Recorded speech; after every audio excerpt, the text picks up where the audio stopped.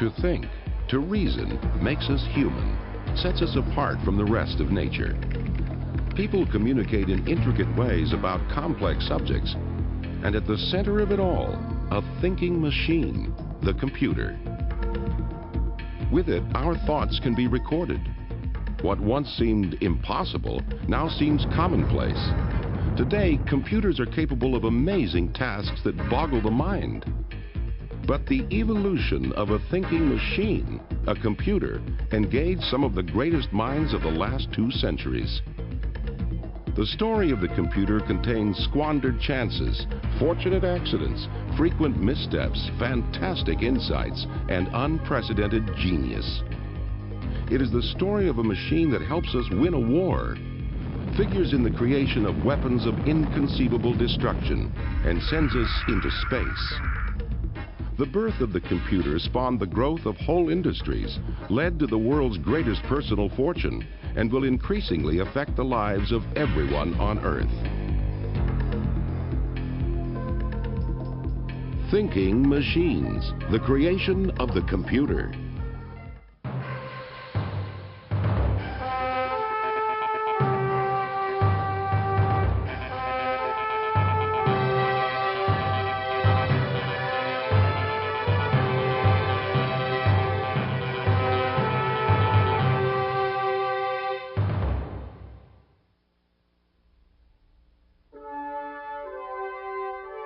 Our world is increasingly filled with countless wonders that would not have been possible without one machine, the computer. Although computers are enormously intricate, their most basic components consist of simple devices that can be switched to either one of 2 states, on or off. The computer creates its magic by calculating with a speed and accuracy that far surpasses its human inventors. Computers stagger the mind with their complexity, but simply put, a computer takes information, processes it, and then outputs a result.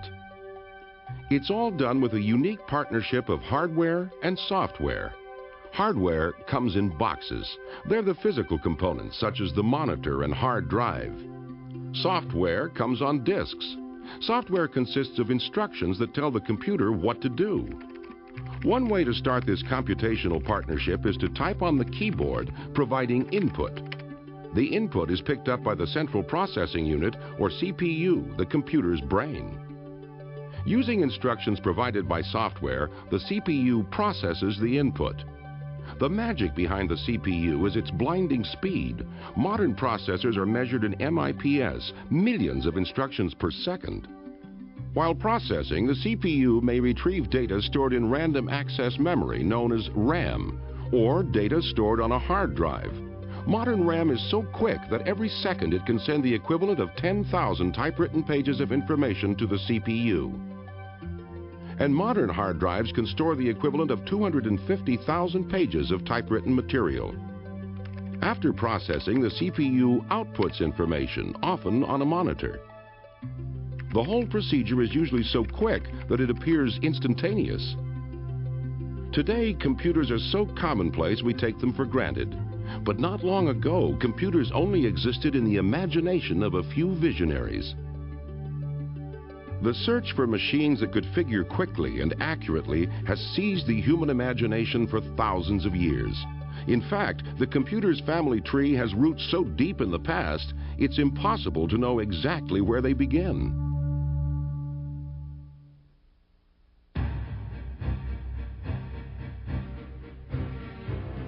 By the early 19th century, the European Industrial Revolution was well underway.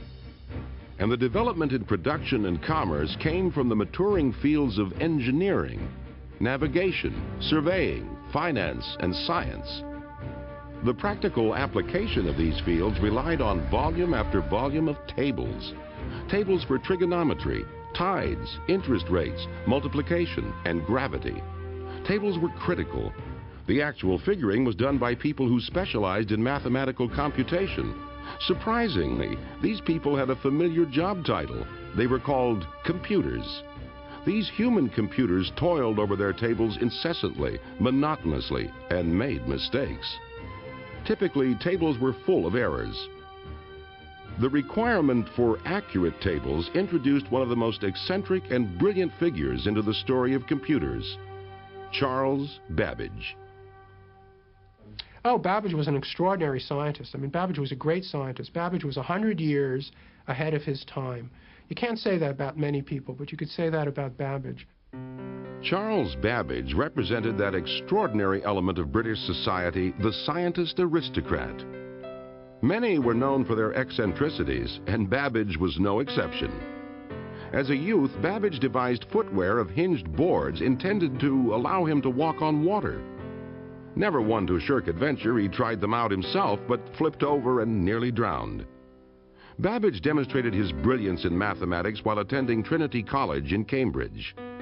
In 1820, Babbage was checking the accuracy of calculations made for the Royal Astronomical Society and kept finding errors.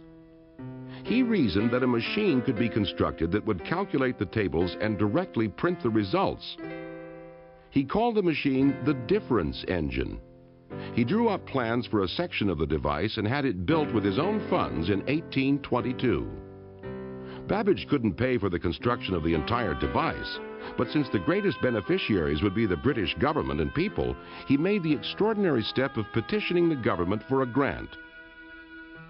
In 1823, the Treasury provided the project with startup funds.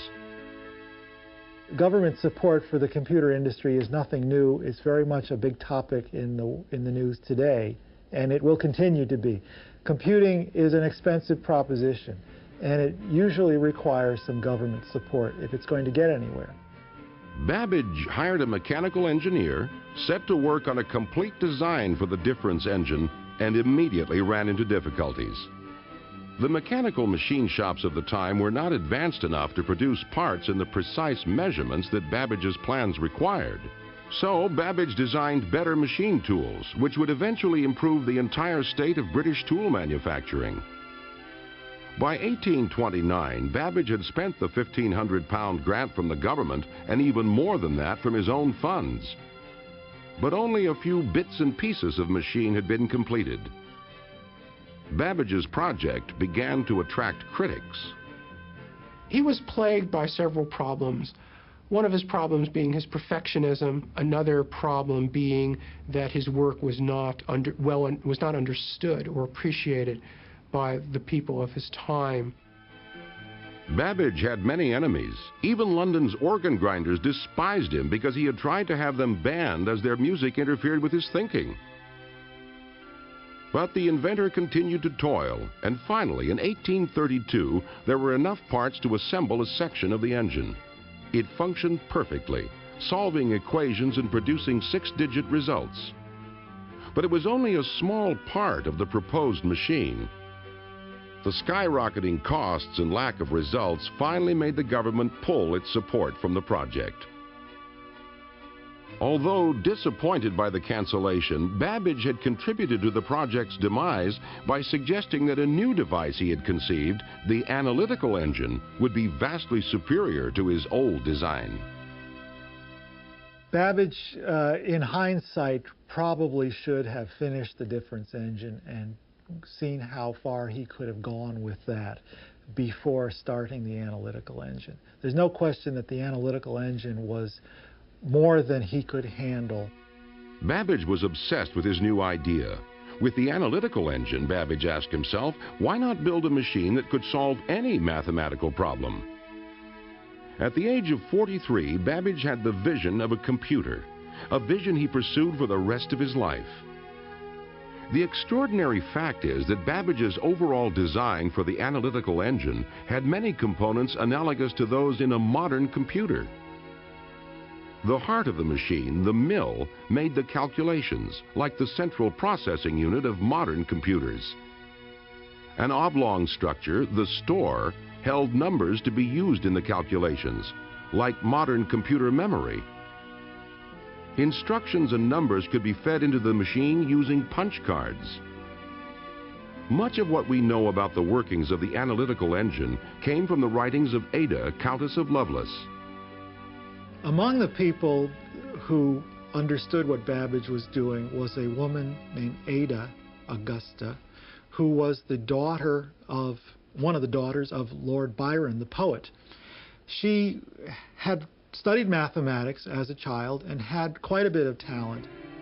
Ada met Babbage at one of his famous dinner parties that were often attended by the luminaries of British science and engineering. Babbage demonstrated the working section of the difference engine for her, and she was immediately captivated by it. She published a simple description of Babbage's vision for the analytical engine. Ada wrote some descriptions of it, and she also appended to these descriptions a hypothetical way that this machine could solve an equation. And on the basis of those descriptions, people often call her the world's first programmer. But she was never to program a real machine. As Babbage entered the last years of his life, his great work was unfinished. He had become cranky and suffered constant attack by his many enemies. In 1871, when London's organ grinders discovered that Babbage was ill, they surrounded his house and serenaded him, increasing his agony until he died. Only a small portion of the analytical engine was built in Babbage's lifetime. Babbage's vision of the computer fell into obscurity, and except for the detailed texts left by Ada, could well have been forgotten. Babbage's machines, which were never finished, which existed for the most part only on paper, were proto-computers. They were mechanical, they used gears, they used metal shafts. They weren't computers in our sense of the term, that is, they weren't electronic digital computers, but they were abstractly and on paper mechanical computers. It would be nearly 100 years before a programmable computation device would again be conceived.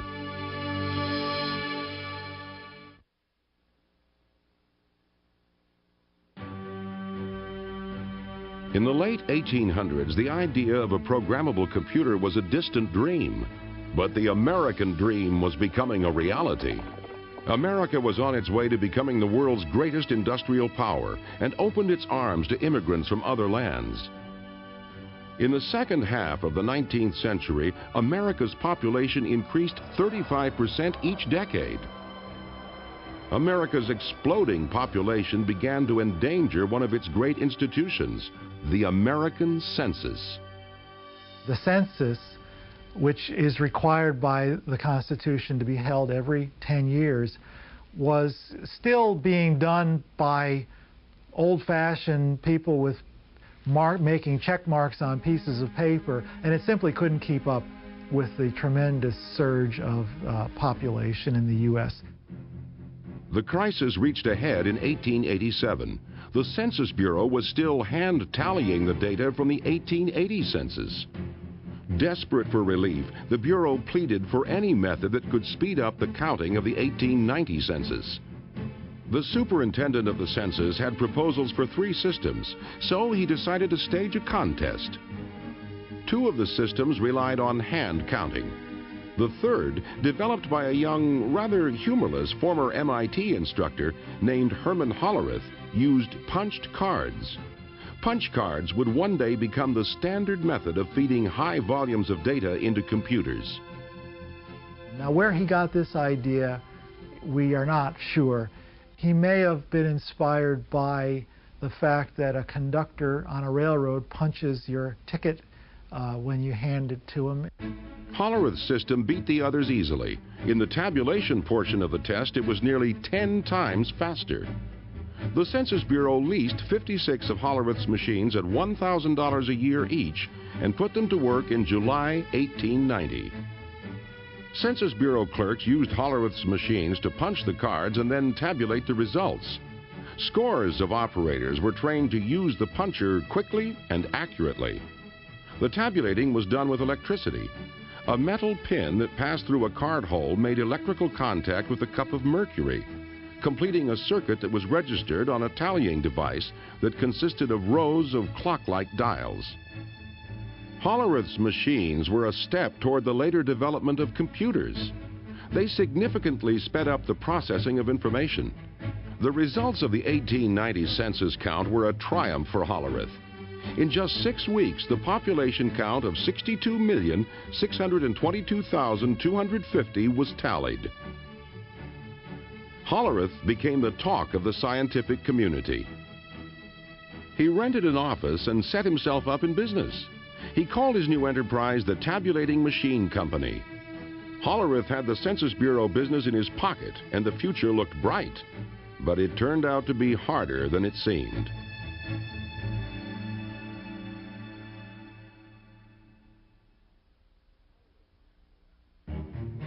Hollerith's natural aptitude for mechanical devices was obvious, but he also proved himself to be a dogged businessman. He drummed up business among one of the biggest industries of the day, the railroads. With the increase in population and the push west, the railroads had grown into enormous organizations with personnel, stations, cars, and customers scattered all across the country. Hundreds of clerks produced tons of paper to help track and manage these vast empires. Hollerith convinced the New York Central Railroad to try out some of his machines. The experiment wasn't a success. Hollerith's machines could compute fast enough for census work, but couldn't keep up with the speed and volume of the railroad business. After 3 months, the machines were removed. Hollerith was short on capital and faced ruin. He moved his family into his mother-in-law's house. He sold his assets, even his horse, to raise money to redesign his machines, to improve their speed, reliability, and ability to make additions. Hollerith even customized the punch cards for business computations, such as adding columns to store dollars and cents. After a solid year of tedious work, Hollerith returned to the New York Central and offered them free use of his new, improved, and faster computing machines for a year. Within 3 months, the railroad was convinced and contracted to lease the machines. The Tabulating Machine Company was back on track. Hollerith had avoided bankruptcy and now had more work than he could handle. And Hollerith, you could say, came along just in time. It was a combination of his invention making this available, but also the need out there required something like that. So it was a convergence of the social needs or the social factors on the one hand and the inventiveness sort of pushing from the other hand. But Hollerith was weary. He was diagnosed with a bad heart and ordered to slow down. In 1911, Hollerith sold his shares in the Tabulating Machine Company for over $1 million. Hollerith's former company was merged with 3 others and, led by master salesman Thomas Watson, grew into a major supplier of business equipment. In 1924, Watson renamed the enterprise International Business Machines, IBM. Because of Hollerith, the name IBM would become synonymous with computers.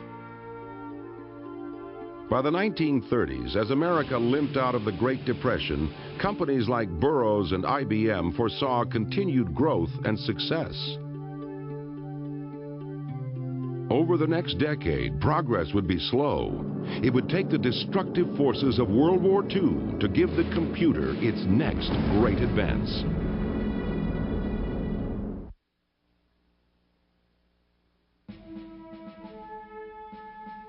World War II spurred the development of the true computer. And in the turbulent days before the German blitzkrieg smashed Poland, a young Polish engineer walked into the British embassy in Warsaw and made an astounding proposition. He offered to sell the British the secret to the unbreakable German code machine, the Enigma. The British desperately wanted to crack the Enigma machine, used by German commanders to encrypt their most secret military radio messages. Radio is a wonderful piece of technology, but the very beauty of radio, the fact that you broadcast messages out, makes it very bad for military traffic, because the enemy can read your messages as well as the person you intended to read. So you encrypt the message. British intelligence supplied the engineer with a fake diplomatic passport and smuggled him out of Warsaw. While guarded by French agents in Paris, the engineer provided details on the code machine's ingenious operation. In the Enigma, plugs were rearranged to conform to that day's codebook combination. The power of Enigma was that this plug arrangement constantly varied how letters were coded throughout a transmission. The number of letter variations was astronomical, so high the Germans considered their code machine to be unbreakable.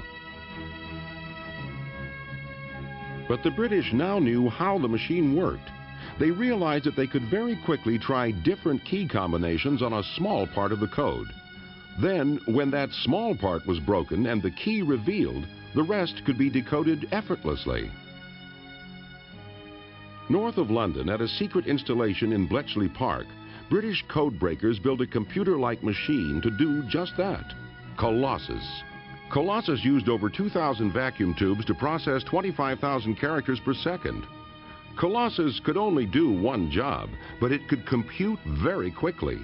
Its deciphered German transmissions were called the Ultra Secret, the most closely guarded secret of the war. While the British were now able to read German messages, the question was how to take advantage of the secrets without tipping off the Germans that their code had been compromised.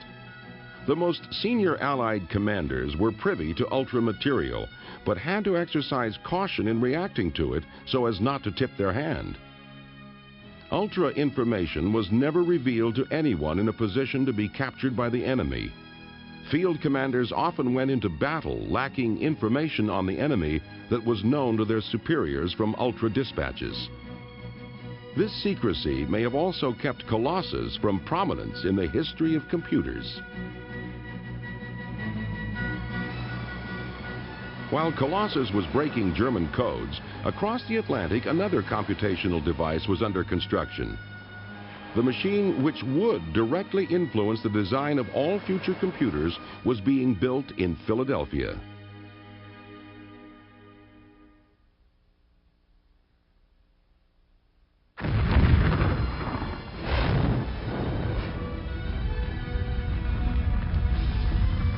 In response to the attack on Pearl Harbor, American industry quickly became a powerhouse producer of the implements of war. But by 1943, there was a critical shortage of a surprising component of the war machine: firing tables for artillery pieces. Firing tables allowed gunners to correctly aim their guns in different ranges, altitudes, temperatures, and wind conditions. To calculate these tables required enormous numbers of calculations, which at that time were done by human beings. Incidentally, these people who did them were called computers. That was their job title. And they operated adding machines, mechanical adding machines primarily. And they would simply step through these calculations and produce these tables. One of the centers of firing table calculation was at the Moore School of Engineering at the University of Pennsylvania in Philadelphia. Midway through the war, it became clear that the tables could not be produced fast enough. This was a crisis. Without tables, new guns could not be shipped to the troops overseas. To break the bottleneck, a Moore School physicist, John Mauchly, made a fantastic proposal. He suggested that he could build a giant electronic computer that would be able to figure a single trajectory in 100 seconds. The Army, desperate for a device to help them win the war, reluctantly committed to the proposed cost of $500,000. Mauchly and a brilliant graduate student in electrical engineering, Presper Eckert, set to work constructing ENIAC, the Electronic Numeric Integrator and Computer. Driven by the knowledge that friends and relatives were dying in battle while they worked in Philadelphia, the team of young engineers toiled incessantly. But could they create such a monster? Everything had to be invented from square one. And then they had to build it, and then they had to test it, and they had to put it all together and make it work reliably. And then they had to learn how to program it. Nothing close to ENIAC had ever been conceived. Nearly 100 feet long and weighing 30 tons, it contained almost 70,000 resistors, 10,000 capacitors, 6,000 switches, and 18,000 delicate vacuum tubes. Vacuum tubes burn out just like light bulbs. In a machine that contained 18,000 vacuum tubes, it was likely that at least one would always be burned out, crippling the machine. Presper Eckert found the key to making ENIAC function. He had the vacuum tubes built to high tolerances. He critically tested them, and then he ran them at low power. If you took these measures, you might be able to get the machine to work for 10 minutes, half an hour at a time. Since the machine calculated so quickly, you can get a lot of work done in a half hour. And so that's what happened. After 2 years of intense work, ENIAC was complete, a few months after the Japanese surrender. Although it wasn't finished in time to help win the war, ENIAC was a marvelous machine. Huge and hot, it could perform up to 5,000 additions, 357 multiplications, and 38 divisions every second. By far and away the most complex machine of its time, ENIAC still lacked many of the qualities of a modern computer. Its memory was very primitive. It had to be laboriously rewired each time it was programmed and couldn't make logical decisions based on its calculations. But with tremendous expenditures of time and money, ENIAC had proved that computers could be constructed.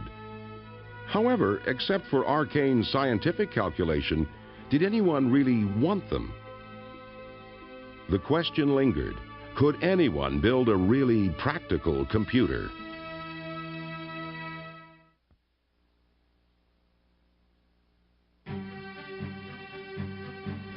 Just before the end of the Second World War, an advisor to the ENIAC project, John von Neumann, wrote a paper that was to greatly affect the next stage of computer design. Von Neumann possessed a photographic memory, an incomparably fast mind, and was one of the principal scientists involved in the Manhattan Project, the building of the atomic bomb. He was also an advisor on ENIAC. The paper von Neumann wrote after the war delineated the structure of a modern computer. The paper drew heavily on the work building the ENIAC, yet was undeniably augmented by von Neumann's brilliance. Von Neumann's computer was to have a processing unit, a controlling unit, memory, input, and output. But most importantly in the evolution of computers, it would hold its programming internally in its memory. Internally held programs give computers their power and versatility because an internal program can modify what it does based on data or the results of computations. In machines like the ENIAC, programming had been hardwired or fixed, so the machine was much less adaptable. The idea for storing the program internally was the last key to developing the true computer. But whether it was von Neumann's idea has long been hotly debated.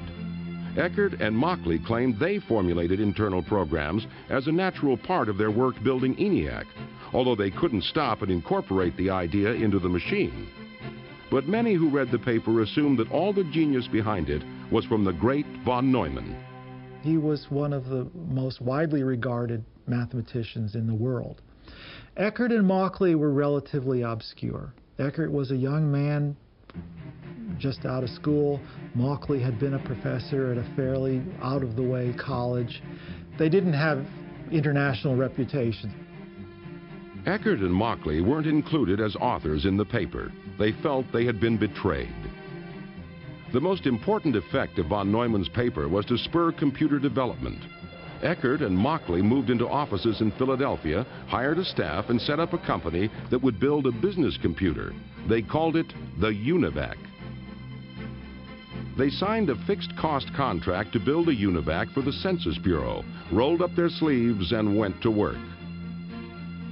Unfortunately, building UNIVAC turned out to be a monumental undertaking.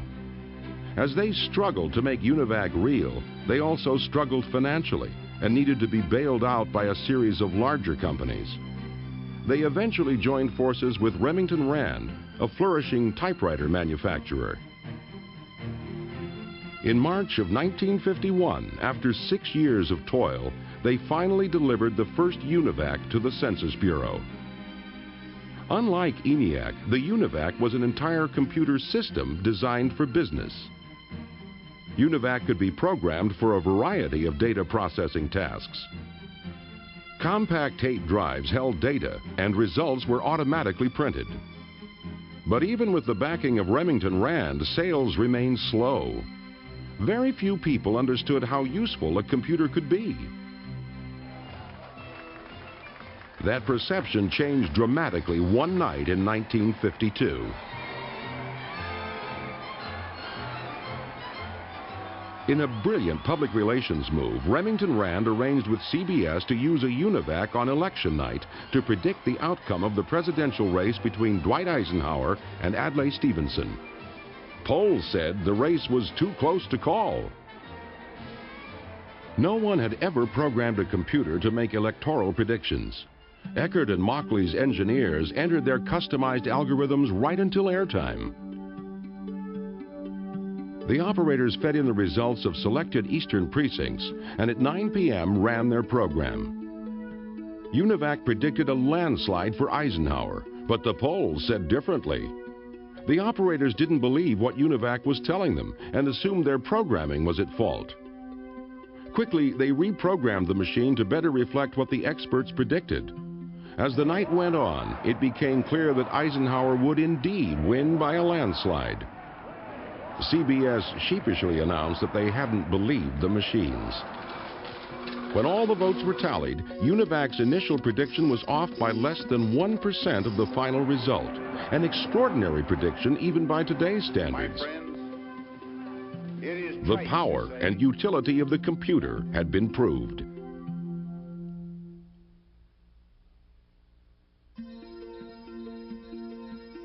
After the success of UNIVAC, various companies began to see a future in computer development. New companies like Burroughs, as well as old giants like General Electric, jumped into the computer business. But most large American businesses were dependent on the data processing systems provided by one company, the office machine monolith, IBM. IBM had no computers. IBM's aging leader, the legendary sales guru Thomas Watson Sr., was not eager to jump into the enormously costly development of computers. A computer back then contained thousands of vacuum tubes, occupied, one or more large rooms, and required a small army of attendants to run. IBM and most other people didn't see how computers could be used in business. It took Watson's son, Tom Watson Jr., to lead IBM into the computer age. As Watson himself recalls, the move was spurred by IBM's customers who were fed up with bulky punch cards. I remember particularly Jim Madden, then vice president of the Metropolitan Life, who said, we're going to cancel our IBM just the minute we learn to do this in tapes, because 3 floors of the Metropolitan Life building are used to store the cards of our customers' accounts. And if we keep going the way we will, they'll occupy the whole building. We were threatened into this progress. Faced with the prospect of losing customers, Tom Watson Jr. ordered the development of a computer. IBM's famous sales force told their customers a computer would arrive soon. In fact, it was still being planned. Finally, in 1953, IBM unveiled the 701. Although technologically inferior to the UNIVAC, the 701 and other early IBM computers were hits with the customers because they conformed to standard IBM systems and support. IBM saw the future, and it was computers. They redirected corporate efforts to computer development. IBM's efforts paid off, and by the beginning of the 1960s, the company's large mainframe computers dominated the business. But the development of the computer was about to go in an altogether different direction.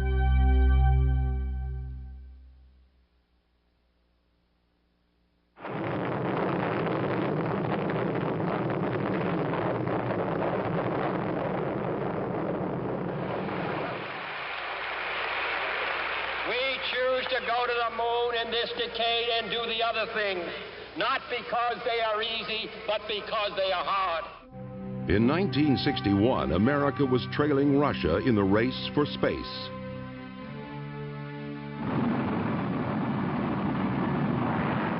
(1961), a year of achievement for Soviet scientists in the race for space. Yuri Gagarin has become the first human to orbit the Earth. and crowds in Moscow's Red Square salute the 27-year-old cosmonaut. As NASA engineers began planning the lunar mission, they realized a computer as powerful as one currently the size of a room must be on board. The engineers wondered, is such a small computer even possible? The first great breakthrough that would lead to computer miniaturization had already been made on December 23, 1947, when three scientists at Bell Labs, William Shockley, Walter Brattain, and John Bardeen, invented the transistor. Formed on the semiconductor silicon, the transistor could replace large vacuum tubes in computers. Compared to vacuum tubes, transistors were tiny, required little power, and produced little heat. The breakthrough was sufficiently important that the three inventors of the transistor were awarded the Nobel Prize. A computer that could navigate to the moon and back would require thousands of transistors, and although small, they were not nearly small enough. The next step in miniaturization occurred in 1959 when Robert Noyce and Jack Kilby, engineers for rival transistor manufacturers, independently came up with breakthroughs that led to the same revolutionary idea. An entire network of electronic components, transistors, diodes, capacitors, and resistors could be incorporated onto a single chip of silicon. This great innovation in electronics was called the integrated circuit.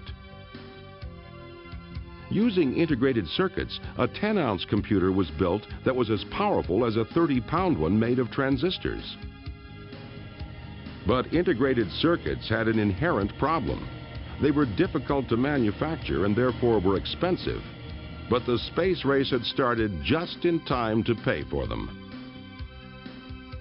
In 1969, 5,000 integrated circuits made up the heart of each of two identical computers, one on the lunar orbiter and one on the lander.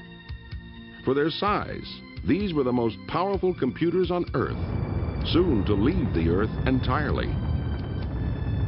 Beautiful, just beautiful. Yeah, I'm going to step off the limb now. As Neil Armstrong took one small step in the lunar dust, Intel engineer Ted Hoff was making the last great leap in miniaturization, developing an idea that would put an entire computer on a chip of silicon, the microprocessor. The genie would be out of its bottle, beginning the computer revolution and changing the world forever.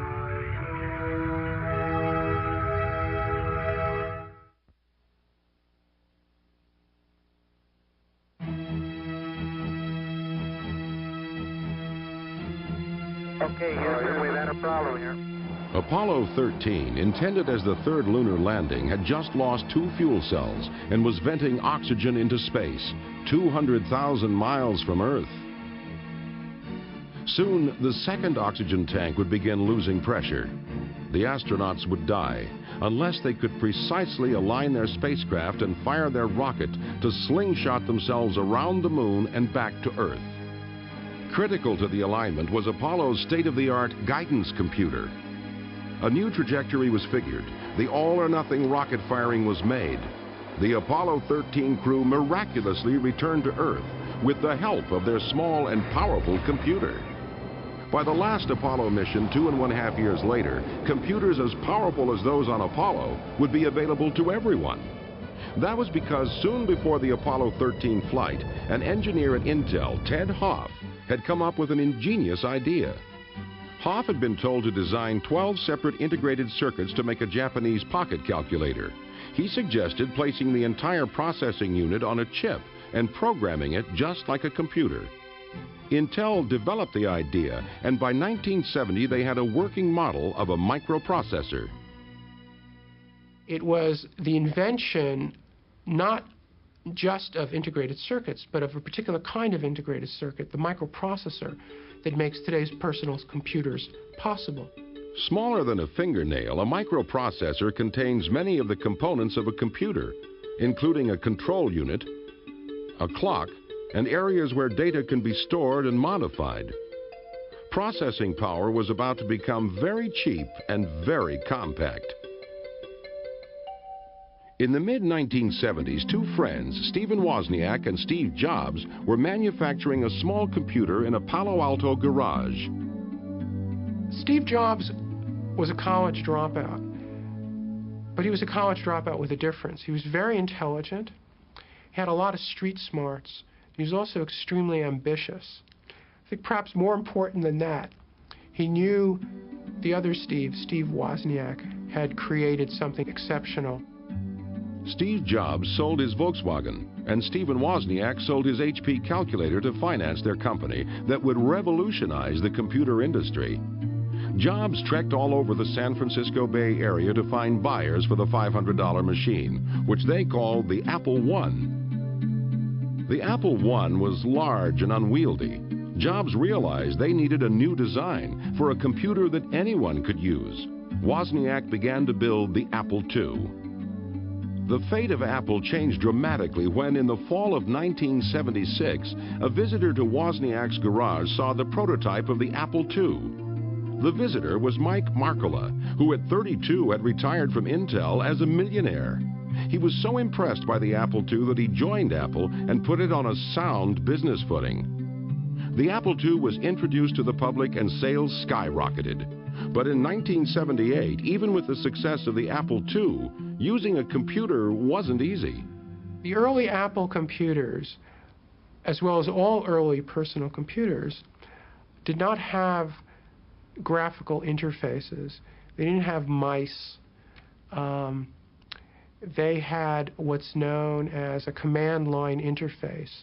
That is, you typed instructions into the computer and your instructions appeared as text on the screen. A simple-to-use computer had been conceived by a computer scientist named Doug Engelbart. He demonstrated his vision in 1968 at the Fall Joint Computer Conference in San Francisco. If I hit W, it'll say delete word. The arrow moves back and forth to give me feedback. Wielding a keyboard and a pointing device he called a mouse, Engelbart worked with a computer 30 miles away, linked by microwaves, and demonstrated word processing and hypertext. Many in the audience went home inspired, but one group alone was to fulfill Engelbart's vision. That group was just down the road from San Francisco at Xerox PARC. In 1970, Xerox dominated the copier industry, but thought the future might be in computers. A young Xerox executive, Robert Taylor, worked with a team to transform the way the computer industry was perceived. As Robert Taylor himself remembers, the chairman of Xerox at the time, Peter McCullough, made a speech where he said that Xerox was going to become the architecture of information. So I asked his speechwriter not too long after that, what did that mean?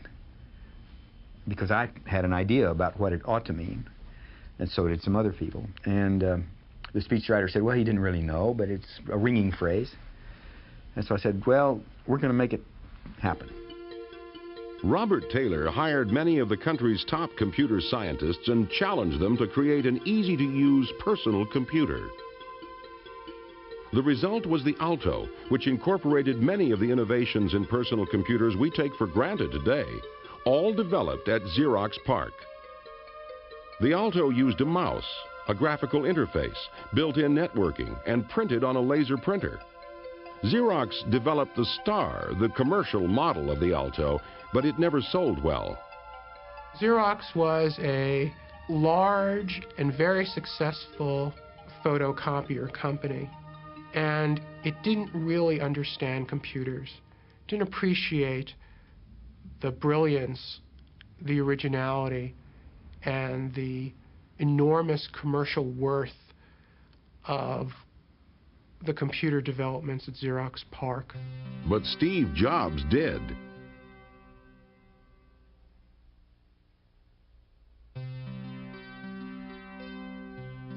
In 1979, Steve Jobs visited Xerox PARC and saw the Alto. He returned to Apple and immediately set to work on what would become the Macintosh computer, the first popular personal computer similar to those used today. What made the Macintosh easy to use was its operating system and applications, otherwise known as software. Increasingly, software was dominating the advances made in computers. Bill Gates, the young president of computing software company Microsoft, understood the importance of software to the future of computers and parlayed this vision into a vast software empire, making him the richest man in the world. The dream of a machine that could think had come from a mechanical device to an electronic one, where the bits of coded information that ran it were as important, perhaps more important, than the machine that they controlled. This may have been the best evidence that a thinking machine had arrived and could now be placed on your desk. Soon, nearly half the jobs in America would use the computer. Within the decade, microprocessors would be everywhere, incorporated into automobiles, appliances, and scientific instruments, significantly increasing their capability and reliability. Unprecedented fortunes would be made in businesses that hadn't existed a decade before. Education would be transformed forever, as the access to information would be transferred from libraries and universities to your desktop. The Earth would shrink with unprecedented speed as a worldwide communication grid became accessible to anyone with a computer and modem. And even now, the evolution of a thinking machine isn't finished. Computers have already changed the way we live, and they'll change the way we explore our world and other worlds in the 21st century. They will take us to distant galaxies, and they will connect us right here on Earth. Computers will continue to become more interconnected. They will continue to become smaller, faster, cheaper. And software will become more powerful. Minds that have yet to be formed will mold this power to create new marvels inconceivable to us today.